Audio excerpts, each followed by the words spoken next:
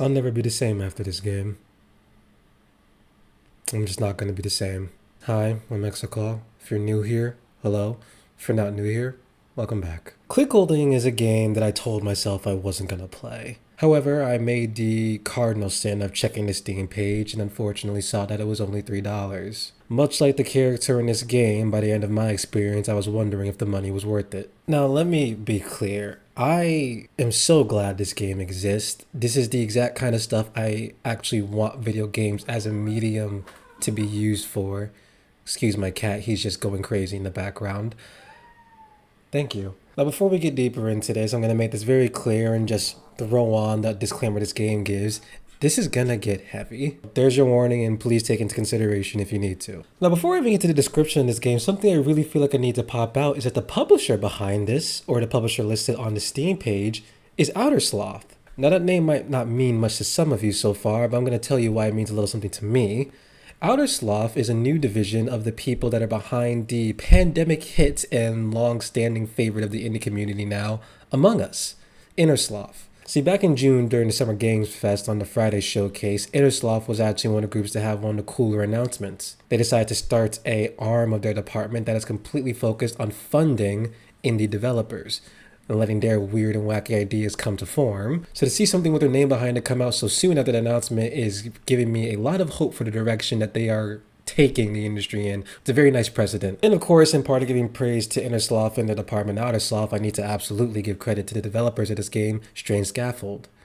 Y'all made a crazy game. Which brings me to the actual game itself. The overall goal and premise of Clickolding is incredibly straightforward. There's a man, and he's asking you to click the clicker.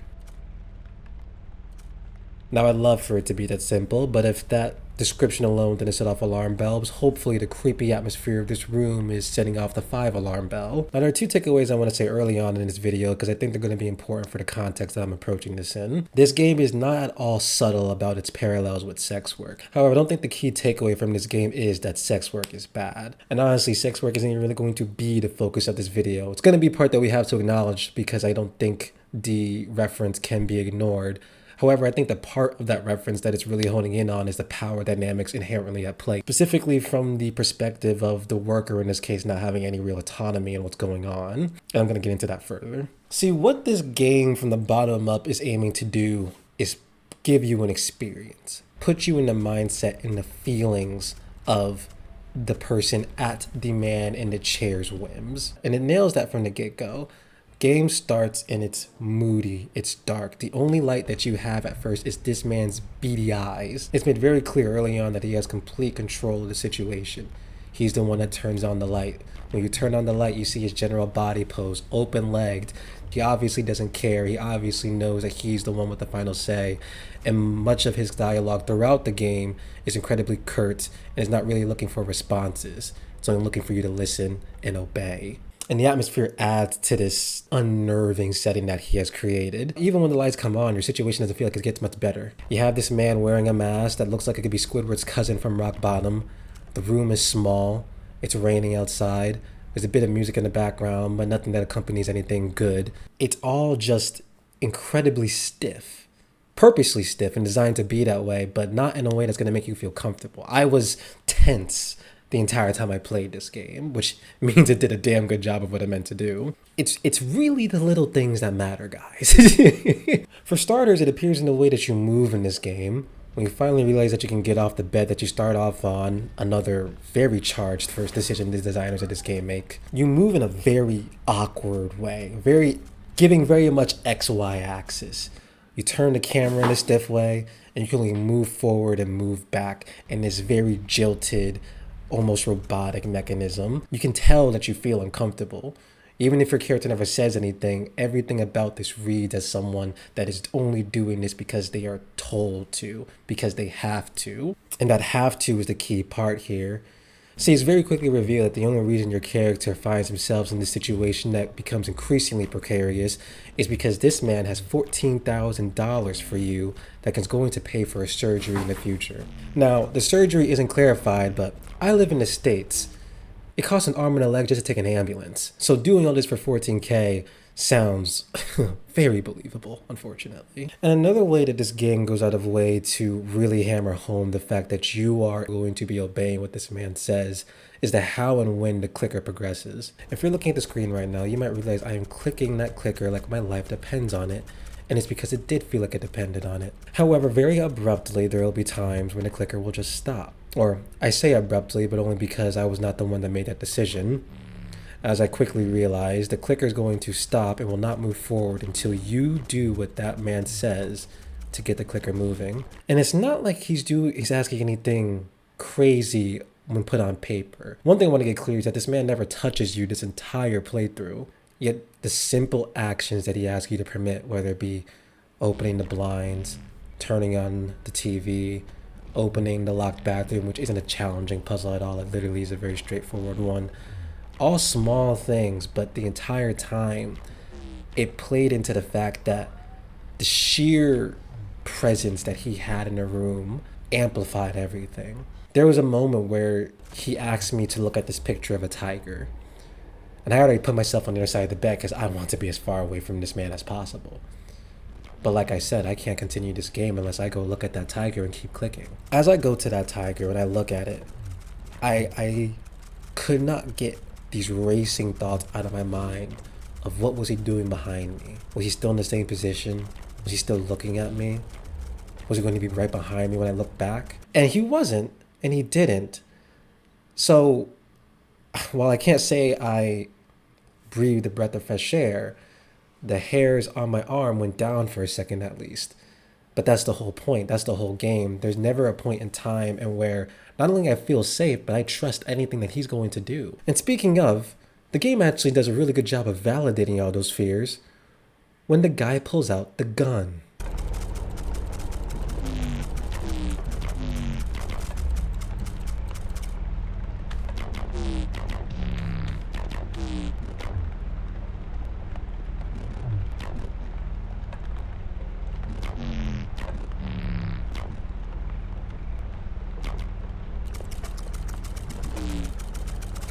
This movement single-handedly turned this experience from like a 9 to a 15.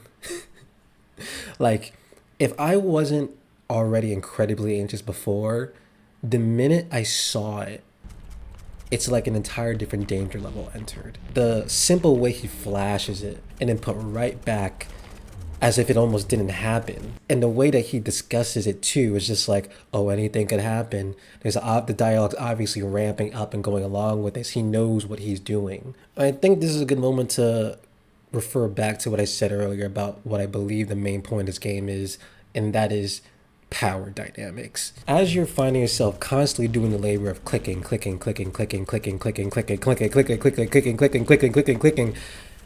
a total of 10,000 times, by the way. This man just goes on his own little, almost self-fulfilling, self-satisfactory musings about his life, about what he's getting out of this, making assumptions about what you're getting out of this. Never actually asking you, but making the assumptions and leading questions away.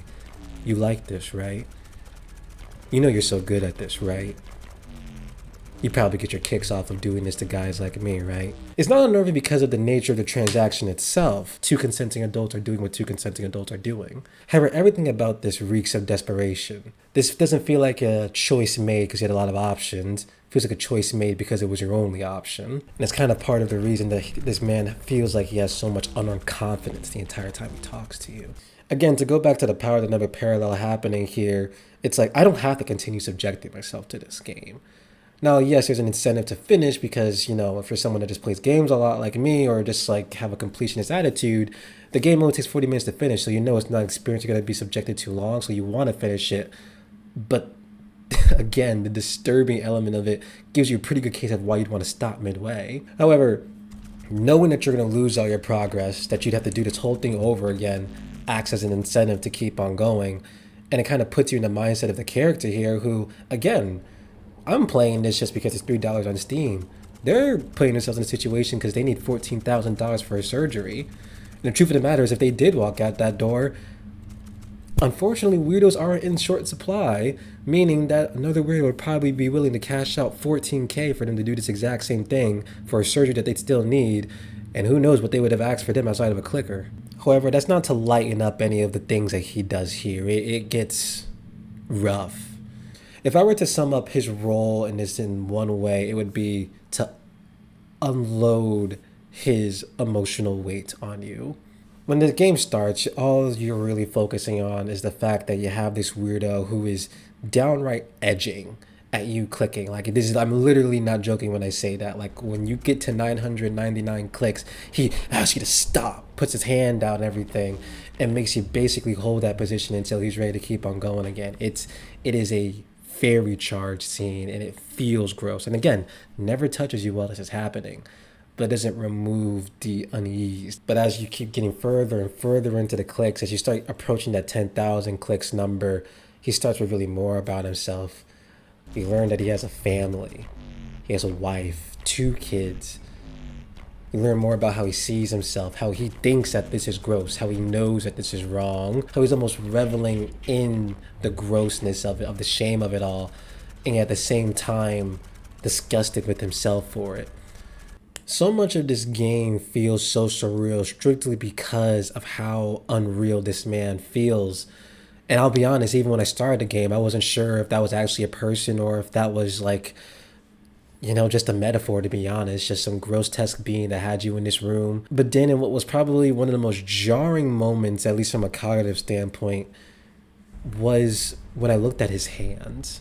You know, there's so much attention that was obviously given to his face, to his mask, to those eyes looking at you the entire time. They're literally the first thing you see on the Steam page or on your Steam home screen when you're in your library. But then you see his hands, and they're human like yours. This is a person asking you to do this. This is a person using the desperate position you're in to fulfill their own needs.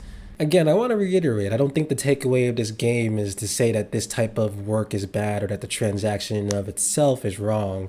I think it's very clear that it had everything to do with the customer or the client, whatever you want to call them in this case. I don't think they would have added the part of contextualizing why they were there, making that clear for this 14K surgery part would have not been present at the same way if this were something else. Which brings me to some of the more disturbing elements of this game too. Like, so again, besides his dialogue being so self-loathing, so self-righteous, so presumptuous about your own circumstances, your own mentality, despite it being pretty clear why you're there. It's again, you can tell he's getting his own satisfaction from this.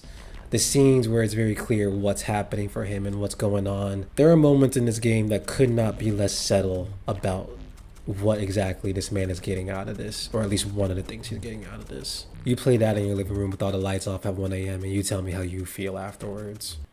Which finally brings me to the ending. See, by the time I'm approaching the end of this game, I'm clicking for my life. I just want to be done with it. I was fascinated. I was completely caught off guard by where this went, where this was going, but I wanted it to stop. I was ready to get off the train. And so when it got to 9,000 clicks, I knew something was going to happen. I knew it was going to ramp up. And once I crossed that 9,000 line, at first it was just anticipation. When's it going to happen? What number is he going to do something at? And then he takes the gun out again. And I only start clicking faster. Not only because I want to get out of the room as soon as possible, but he asked me to. He's ramping up himself. He knows the end is coming. And now I don't know what's going to happen with that gun. I'm thinking to myself, oh my God, this is it. I'm going to watch my character die. This entire time, his language is getting more violent. He's getting more aggressive. His breathing seems to be getting hitched. I don't know if that's my imagination or intentional design. Other sound is starting to be drowned out. The music is starting to escalate. It's a fearful situation. And then he points it at himself. He points it at himself, and I quickly realize he's going to leave me with something I am never going to be able to unload myself. And then I stop at 9,999. Because at this point, there's no doubt in my mind what's going to happen at 10K. And I do the only thing I really could do in that situation at that point.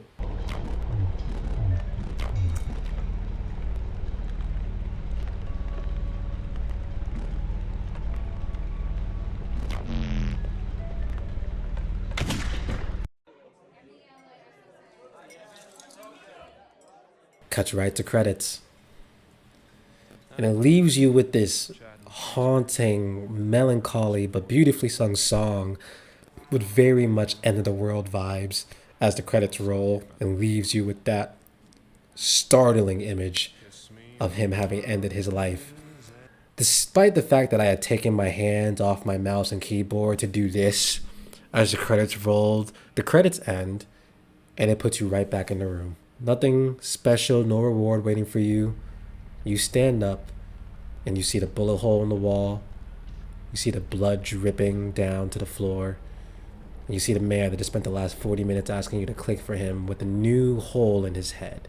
You are forced to end the game, at least still as your character, to get off the bed and walk to the door yourself. And I think that short little walk as you look at the scene, realizing that so much of the room hasn't changed, but so much at the same time has, it's shocking.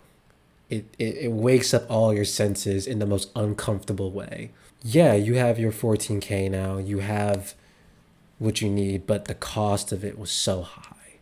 A cost that you would not have been asked to do had that been more affordable as a surgery in the first place. There's a sense that you were just used. Like I said before, not once in this game does this guy touch you. And yet I could not walk away without feeling like he put his blood on my hands. It is wild. And I can completely imagine this doing a little bit more than ruining someone's day should it catch them at the wrong time or should it catch the wrong person. But I don't think it's because this game's inherently offensive or anything like that. I think it's the opposite. I think it's being very bold and trying to address a often taboo topic. So yeah, that was Clickolding. Again, I liked it. I did like it. And if you really want to understand what I mean from the emotion that you feel playing this, I would recommend playing it. While I don't want to see this exact game again, I'm never going to play this game again. I do want to see people continue to use the medium like this. I'm always down for more games like this just because of what they are trying to do. So yeah, let me know what you think. Or if you play the game yourself, how to make you feel. Were you equally unnerved, equally anxious, equally ready to jump out that window and start screaming into their world? There's a madman asking me to click a clicker in a hotel room. You tell me. Aside that, take care of yourself. Take care of your loved ones. Thanks for watching. Ciao.